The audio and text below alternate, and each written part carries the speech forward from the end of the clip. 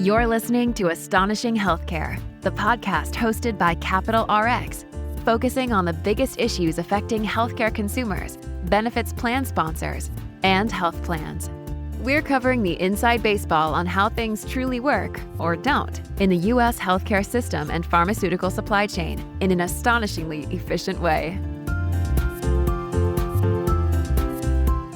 Hello, and thank you for listening to this episode of the Astonishing Healthcare podcast. I'm Justin Veneri, Director of Communications at Capital RX, and we have a special episode for you today. I'm joined by Antonio Ciaccia, President of 3 Axis Advisors and CEO of 46 Brooklyn Research, and Capital RX co-founder and CEO AH020. We're going to be talking about NADAC, National Average Drug Acquisition Cost, and some recent updates to it as well as its utility. AJ, let's start off with you. Thanks for joining us today, and it's great to have you back on. Can't believe this is a repeat appearance. So thanks for inviting me back. I know, so soon. We were supposed to wait for episode 100, but here we are. Look, when you have interesting topics, it's great to be pulled back. Cool. So we were the first PBM to go with a NADAC-based network. Can you just explain at its core what NADAC is? I know it's 101 level stuff, but we get a lot of questions on this from people with all levels of experience. And maybe can you add why it's so important? Yeah, NADAC, National Average Drug Acquisition Cost, comes to us from our friends at CMS. It is maintained by an independent firm, Myers and Stover, and the goal of it is to provide visibility to price. More importantly, some level of acquisition cost. I say some level because drug pricing is not as simple. If you could see me, I'm drinking a can of Coke right now, ritual for the afternoon. We are not sponsored by Coca-Cola in any way, but it is my preference. But anyway, a can of Coke, I often say, would you pay $20 for a can of Coke? No. You would pay $1 to $2, depending upon your level of thirst and the temperature, perhaps. But that seems like a fair price point for a can of Coke retail. And the reason why is because we have decent visibility. We have decent experience with that price. The problem with the U.S. supply chain and pharmaceutical product is price is a very elusive target. Is it acquisition cost? Is it net cost? Is it net cost of different incentives? Is it a total acquisition cost offset? There's a variety of different strategies depending upon who you're talking to in the supply chain. Is it a wholesaler? Is it a pharmacy? Is it a payer? Is it a PBM? And so price is a word that I would obviously have a footnote that says something like your mileage may vary based upon who am I speaking with. But the reason why, getting back to NADAC, is it's so important is it is an average of experience from retail pharmacies that are reporting in and saying, this is what we're purchasing this drug for. And what this is creating is some semblance of understanding of what drugs should cost in the United States. And this is so important. It's also used for Medicaid reimbursement in 45 states. So it's a proven benchmark for government transactions as well. And again, it's deeply rooted in reality. What pharmacies are saying, hey, I buy this drug for this amount of money. And what this is really providing, the federal government is providing a national service. It is allowing us, both payers and patients, to rationalize price. As I mentioned before, price is a mystery. Drug pricing is an absolute mystery in the United States, and this is incredibly helpful. So NADAC, I am a huge believer in, because the other thing is we're not setting the price. I think when you take on the role of an administrator in any type of pharmacy benefit, I often say PBM, pharmacy benefit management. What are you managing? You are managing plan sponsor experience for the membership. And this is important to remember, because what you want to do is to make sure that you're providing all the administrative functions, but you never want to do that with bias. The bias being back to, if I make money on drug spend, or I'm setting prices on drug spend, unfortunately, you could make decisions that just benefit your financial interest. The inherent conflict of interest of making money on drugs is the more expensive the drug, the more money you make. And, if I can create artificial variability on drug pricing, I could create more spread or maximize my return.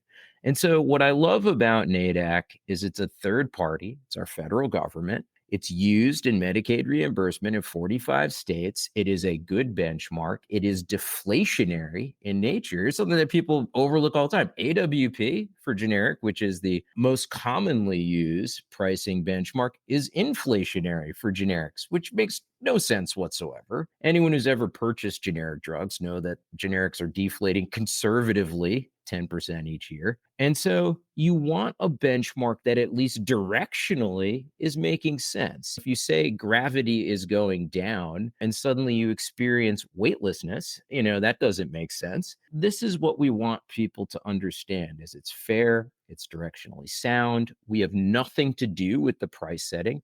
And we often tell our retail partners, in fact, we tell them all, hey, if you can beat NADAC, please do, but this is the starting point. And if you beat it, please know, because we don't make money on drug spend, there's no spread. There's no excess profitability. We won't keep the better price. It also helps people have more consistency. If you're filling a drug in Maine or Arizona or Washington State or Florida, it's the same price, regardless of what pharmacy, and you're starting from the same price point. The only difference is going to be your dispensing fee, which is going to have very little variability on the price. And that dispensing fee is going to the pharmacist for their services. So, I could go all day on the reasons why we've selected NADAC, the importance of it. But again, I go back to it's the only ray of sunshine and truth in a very complex and opaque drug pricing system. And AWP is the acronym for average wholesale price. And there could be more acronyms throughout this episode, so we'll try to lay those out. You'll be our acronym tracker. No problem. And that's a good segue actually to Antonio, because I think you're very well known for your work on national drug prices, gross to net bubble prices, and studies you've done in various states. So thank you so much for joining us today. From your seat, what would you add to what AJ just ran through? And can you tell us a little bit about your background to start, if you want to take a quick step back to frame things? Yeah, I think NADAC is really a cornerstone of our story. To AJ's point, we know that drug pricing is often a moving target, and it is a moving target that exists within a giant black box. My background was in pharmacy, and in my home state of Ohio, pharmacists were often complaining about PBM reimbursements, so pharmacy benefit manager reimbursements for drugs that they were dispensing to Medicaid beneficiaries. They would buy a drug for, let's say, $10, they'd get reimbursed for. You can't run a business like that. Well, amidst those complaints that pharmacists were getting paid less and less for medicines dispensed within the Medicaid program, on the other end of the transaction, you had the State Department of Medicaid saying that they had never spent more for medicines than what was occurring over that same time period. So those two things don't match up, right? If pharmacies are getting paid less, by extension, the person putting money into that system should be also paying less. And so our state government was not really interested in the business of answers to why this diverging experience might be occurring. And so we, as startup drug pricing analysts back in 2016, looked at the cost that Medicaid was incurring on a drug by drug basis, thanks to the Centers for Medicare and Medicaid Services having a data set available called state drug utilization data, which is tracked for the purposes of the Medicaid drug rebate program. Within that file was a drug by drug, quarter by quarter, state by state accounting of what the state of Ohio was paying for medicines. Also sitting on CMS's website was this national average drug acquisition cost. Again, to AJ's point, not perfect, but much better than pretty much everything else that is being used in this marketplace, giving us a directional representation of the underlying costs of medicines over that same time period. We were able to stitch those two data sets together, what the cost of the drug is, NADAC, what the cost was from the state of Ohio's perspective after PBMs sent them the bill. And what you found was that a growing disconnect between the real cost and the billed cost amounted to about $245 million over a single year of Medicaid. The state of Ohio proceeded to fire their PBMs that were engaging in this practice of spread pricing. And regardless of whether spread pricing is in fact okay or not, and I would argue that spread pricing is not necessarily something that's in the interest of the end payer, but regardless, Spread pricing is a concept of arbitrage. It is taking advantage of an asymmetry of information on either ends of a transaction. What NADAC represents is a directional truth of what the real cost of a medicine should be. What that means is that a better NADAC, a greater accounting for what the real costs of medicines are, the better understanding we have as plan sponsors who are paying for benefits, patients who are paying for medicines at the pharmacy counter, or pharmacies that are buying drugs from a wholesaler and or getting paid by a PBM. NADAC represents a bit of a truth serum and a sobriety check for whether or not the numbers that are spitting out at the end, quote, make sense. Got it. And in mid-April, there were some changes to NADAC, the methodology, and market observers have noticed some deflation. I'll stick with you, Antonio. You mentioned it's a survey. AJ mentioned it as well. Just to clarify, it's a monthly survey, right, with weekly updates. Is that correct? That is correct. So what CMS does is they work with a CPA firm. The current vendor, and really the vendor forever, has been Myers and Stouffer. What Myers and Stouffer does is they send out a survey to thousands of pharmacies on a monthly basis and simply ask them, what did you pay to put the drugs on the shelf? With that, we understand anywhere from 400 to 600 pharmacies tend to respond to that survey. And with enough data collected, they will create this NADAC benchmark. And so it is updated based upon the responses to this call for survey prices. And I think there were a couple of things that happened at once. The methodology changes, a couple of things that basically help with the calculation itself of the NADAC price per NDC, but then also people noticed a large submission at a high level to the file. Could you maybe describe what's going on there and what's important about this for the market? Yeah, so for those that are unfamiliar with some of our work at 46 Brooklyn Research, which is a nonprofit that we use to basically take a lot of the things that we learned in Ohio and build from there. The first dashboard we ever created was a look at what Medicaid programs in every state were being charged and comparing that to the NADAC, the underlying cost of the drugs. Well, since then, we've taken more publicly available data and work to contextualize the impact of pricing changes over time, looking at NADAC changes, looking at manufacturer list price changes, examining what's happening within Medicare expenditures, Medicaid expenditures, et cetera. Well, one of the things we do every month over at 46 Brooklyn is, in addition to tracking drug manufacturer list price increases on brand drugs over time, what we also do is look at NADAC changes every single month. And we don't just examine, hey, lisinopril took a 10% decrease this month, and buprenorphine naloxone took a 10% increase. What we do is we say, let's not look at every price change in isolation, although we do that, but we say, what is the impact? Because we understand that some drugs are very expensive versus others that are very cheap. Some drugs are very popular, meaning a lot of people take them, and some drugs are not.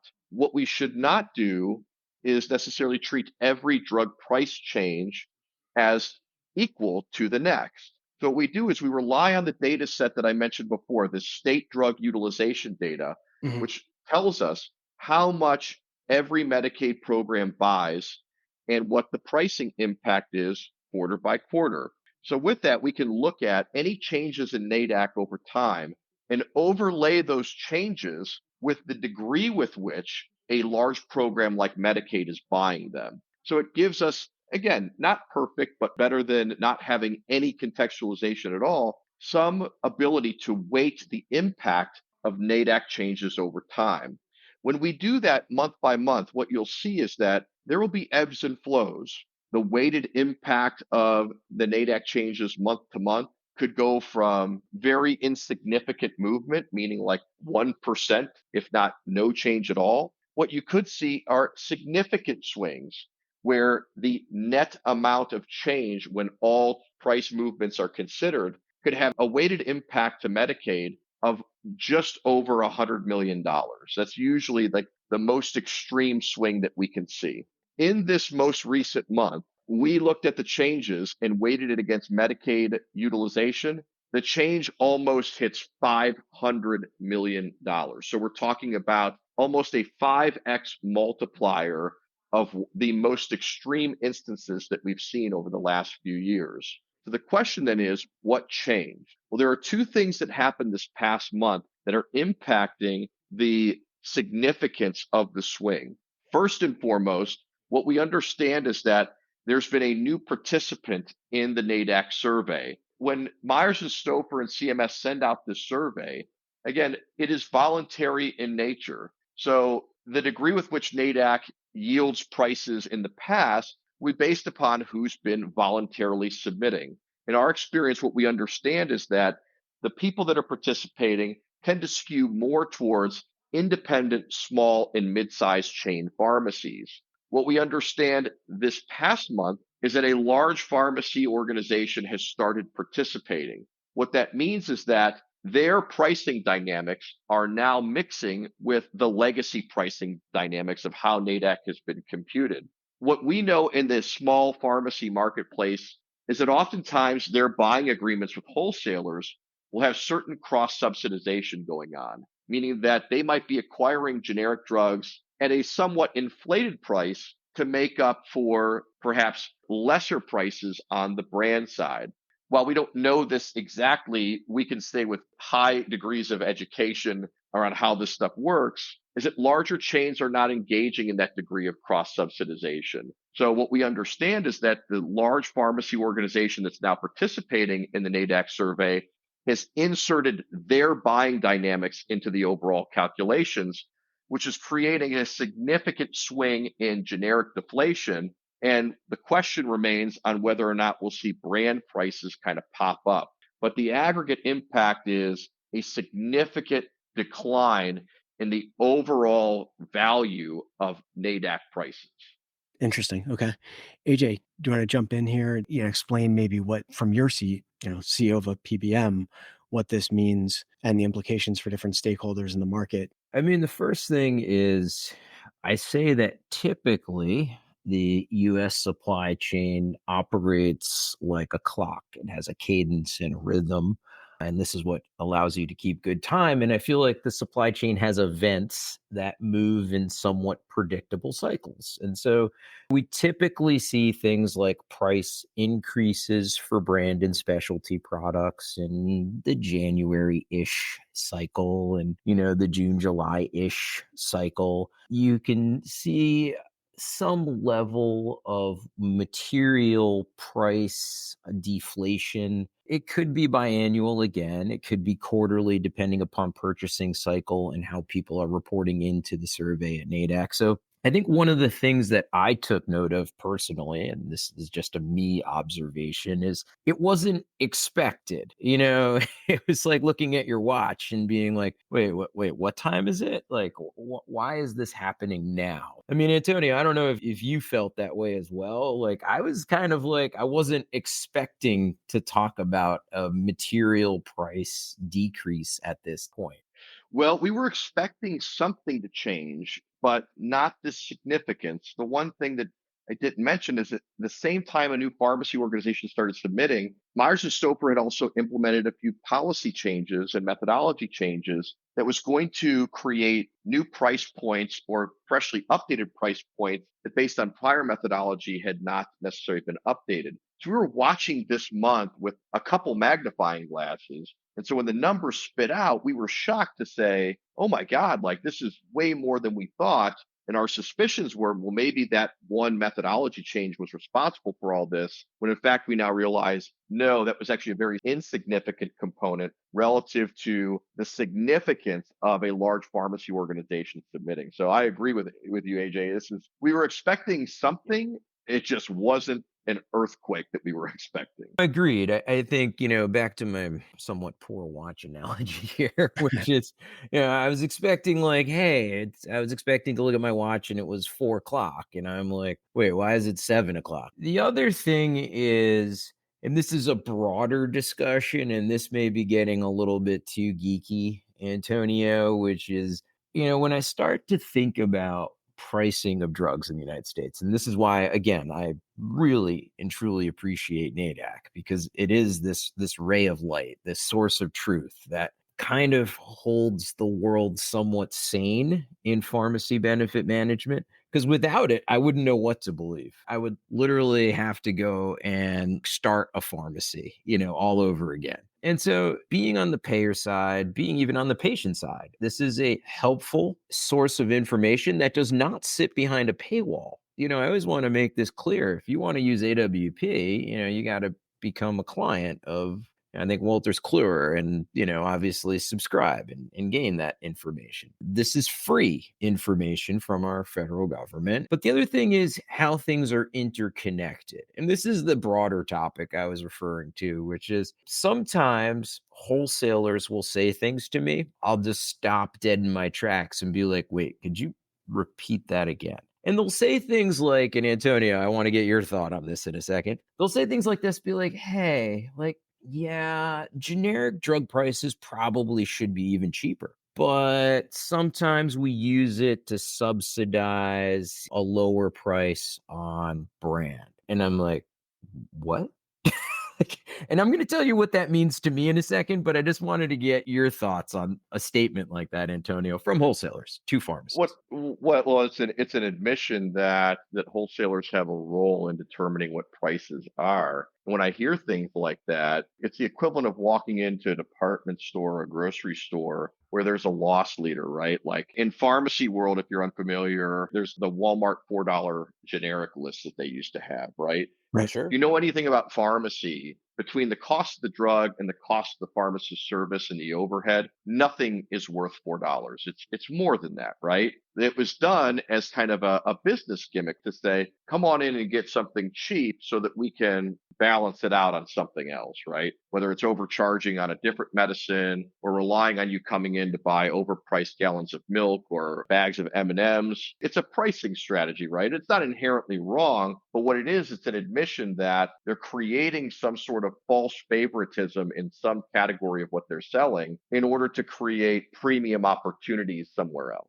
I agree. And I think, I was trying to explain this to someone because I was talking about this literally over lunch earlier today. You could tell we have a really exciting lunchroom discussion here at Capital RX. That sounds fun to me. Antonio's like, I'm in.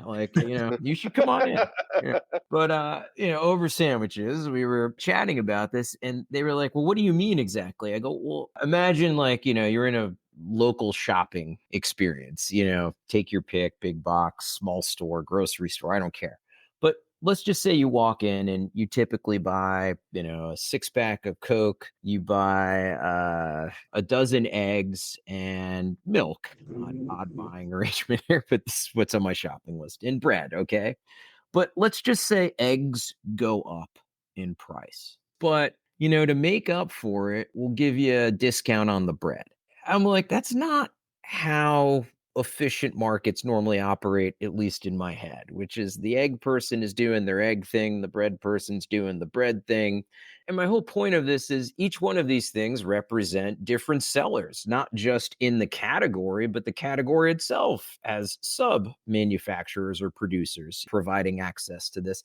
And I think about the pharmaceutical supply chain, which is like, hey, it's not just a manufacturer that has a suite of branded products or generic offerings, but there are multiple manufacturers and many GPIs, and so I try and rationalize this in my head where it's almost as if someone's playing God with drug pricing. And you have this moment where like, look, I have, let's just say round number, $100 of drug spend, and that represents brand, specialty, generic. And you know what? On that $100 discounted, you're used to paying $80 all in. And you know what? Some things go up, some things go down, and I'll magically change prices to make it all work out. But the problem I have when people start saying things like this, and it makes me nervous, is I start to believe there may be no individual drug pricing left. Like, how much truth is left when people are able to manipulate entire categories 20, 30, 40%? And that's weird to me. I'm a practical person at the end of the day, and maybe I've been spoiled by the efficiency of other markets. I just find when you start to talk about global absolutes of offsets on cost and just be like, hey, generics probably should be cheaper, but we've been subsidizing brands and now generics might be down and we might have to increase brands to make up for it. I'm like, who's in charge of drug pricing in America? Because I feel like there's an outsized role between the manufacturer and the pharmacy and the patient and the payer. It's just, I don't get a sense of clarity there. And that's what I'm struggling with at times when, for every good thing we uncover, sometimes someone in the comments, when you're just asking naive questions, I mean, like, hey, what does this mean big picture? And they're like, oh, by the way, we might have to increase brands to offset this. And that was kind of the moment in my head, Antonio, where I was kind of like, wait a second. I love NADAC and I stand by my prior statement. It is an important ray of truth and sunlight to a highly opaque and complex pricing system. But I also get nervous sometimes when people start talking about what almost sounds like price fixing, which is like, there are no individual prices. I'm just going to treat this back to, the aggregate. What are your thoughts there, Antonio? Well, I think you said, like, who's the god of drug prices, right? I think the truth is that this is like ancient Greece, man. There are many gods that are impacting the prices. And I think it should be stated unequivocally that there's no perfect panacea model for how we price medicines, especially in an environment in the United States where ultimately the prices are going to be subject to a negotiated experience. Nobody is selling drugs with prices that are, quote, kind of all in. Wholesalers have a gross to net experience. Pharmacies have a UNC versus a net experience. Manufacturers have a list price and a net price.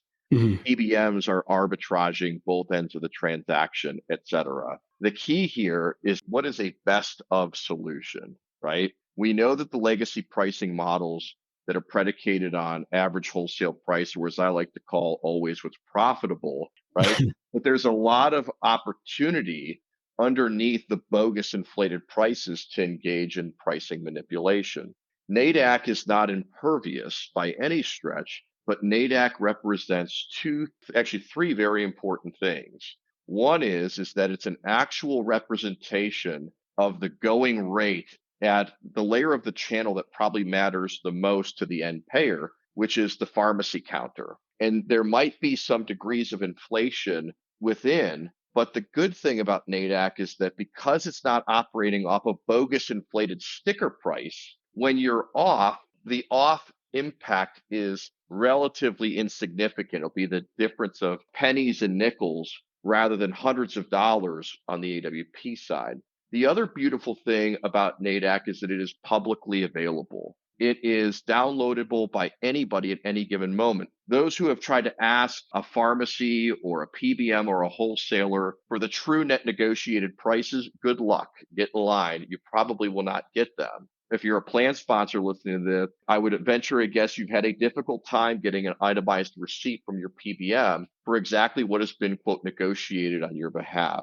The third thing that NADAC represents is a cleansing of conflict. Obviously, this is a capital RX discussion. It's not just home field advantage that I'm providing to you here, but I would say this in any environment. Anybody that's in the PBM industry that has absolved themselves of price manipulation is conveying a degree of trust to the end payer. What I mean by that is that if you are a PBM today operating in an AWP world or a MAC pricing world, maximum allowable cost, this gives you tremendous flexibility to play both ends of the transaction. And in doing so, when you have market moments, when significant deflation occurs, the PBM ends up being rewarded, right? If they go out and negotiate lower prices, or if the marketplace is yielding lower prices, PBMs traditionally are playing the float, capturing the benefit that competition in the marketplace is providing and remaining or keeping billing stale, old, inflated rates back to the end payer. The beauty of those who operate in a true cost plus model, where they're not inventing a price, but instead operating off a foundational benchmark of price that might ebb and flow, is that when massive moments of deflation occur, and AJ, you could correct me if I'm wrong here. You know your business model far better than I. But when deflation hits and when the benefits of competition yield lower prices, you don't get to benefit from that. The benefit ends up being passed through to the end payer. So if you're Exactly. somebody who's operating in a NADAC based world and all of a sudden generic drugs go down in price as they always do, that savings is immediately transferred back to the end payer. Completely agree, and it's universal. The other thing is we talk about the use of NADAC, which goes hand in hand with what we talk about, which is a single ledger model, which is all of our customers get the same price. What drove me nuts when I started looking at claims data was like artificial variability between the perception of big customers get better prices, small customers get worse, and sometimes vice versa. It makes no sense. What I mean? There's no reason why we needed to follow a model like this for so long. And so one of the reasons, again, why we had went immediately to NADAC when we built our network out is I think it is critical. We remain unbiased. We have nothing to do with price fixing. As Antonio points out, it's pure pass through on the benefit. So the moment deflation happens, all of our customers realize it at the same time, in real time. There's no benefit to our organization other than the smiles of the membership and the plan sponsor.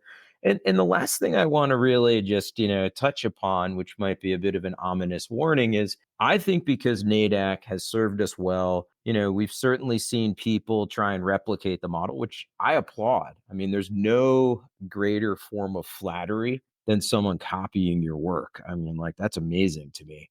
And I'm talking some of the largest competitors out there. But I think the other part of it is now we're seeing pushback from some vertically integrated members on the use of NADAC, and they feel threatened by NADAC. And I think there's going to be a little bit of a dust up in the future where some retailers want to take control of drug pricing and set their own cost plus model. And I think that's okay as long as there's a backstop to truth. And I go back to my only source of truth in the US supply chain at this moment is NADAC. And so a world without NADAC, I don't even want to even conceive. And so that's how important I think it is for every single payer, every single patient in this country. Without NADAC, we are all flying blind. And Got and it. I just want everyone to remember that. No, that's clear. And then I guess I do have one more quick question here. Thank you both for taking the time to chat with us today. It's really enlightening. Antonio, you referenced it earlier.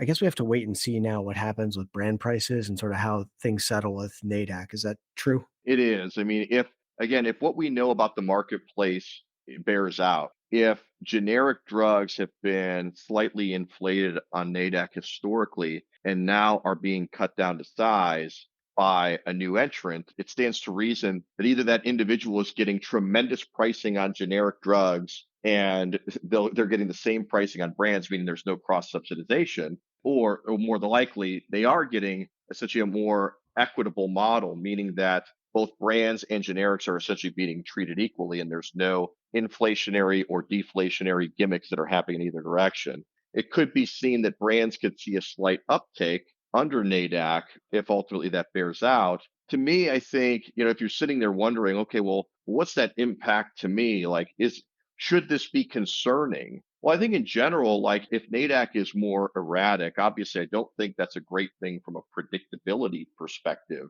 Mhm. But I think it underscores the importance of having NADAC perfected. I think AJ would agree. NADAC represents much better than other alternatives when it comes to how we price drugs at the pharmacy counter. But again, it is not perfect. Currently, there is legislation being considered at the federal level that would mandate participation of pharmacy providers in NADAC. What that would mean is that a lot of these things that could create kind of subjective swings based upon survey participation in classes of trade, all of a sudden those things go away. Right. We've analyzed the Ohio AAC model. Ohio has an actual acquisition cost. It's like a state-based NADAC where they compel pharmacies to participate. Alabama has something similar. Other states have adopted this approach to say, we believe in the philosophy of NADAC, but what we want is better data. We want everybody participating. I think we would all agree that nothing will ever be perfect, But the more data you have, the more participation in the survey you have, the better that NADAC will become. So I think this is a great moment to underscore the importance of, hey, we've done something very good in the creation and use of NADAC. I think we can make it even better. And I think we're really close to getting that done. No, I agree entirely. Both points from Antonio. The first one being, as kind of referring to it earlier when I was talking to wholesalers about the price shift, is they were like, generics were down, but most likely, buckle up, we need to offset with a little brand work here. And, and I was like, the Lord giveth, the Lord taketh away. We'll see what the ratio is. But the other part of it is, again, NADAC is constantly improving. Amazing. Whoever was the additional chain of pharmacies that reported in. I applaud them. I think legislation that supports more robust or routine reporting from more entities, if not all entities. I used to often say, if you participate in Medicare and Medicaid, you should probably report. I think that's a fair offset for participation in those programs. But again, every data point counts. Every data point makes NADAC better. NADAC has been a huge benefit to our organization over the last 6 years. And I look forward to another 6 or 16. Let's keep it going. And it has my full support. Well, great. I think that's a good place to wrap today.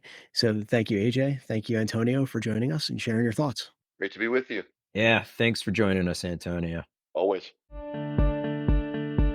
Thank you for listening to Astonishing Healthcare by Capital RX. Head over to cap-rx.com/insights and visit the podcast section for show notes and other relevant content. If you liked this episode, be sure to subscribe so you don't miss the next one. And definitely share the link to the show with your network if you enjoyed it. Have a great rest of your day.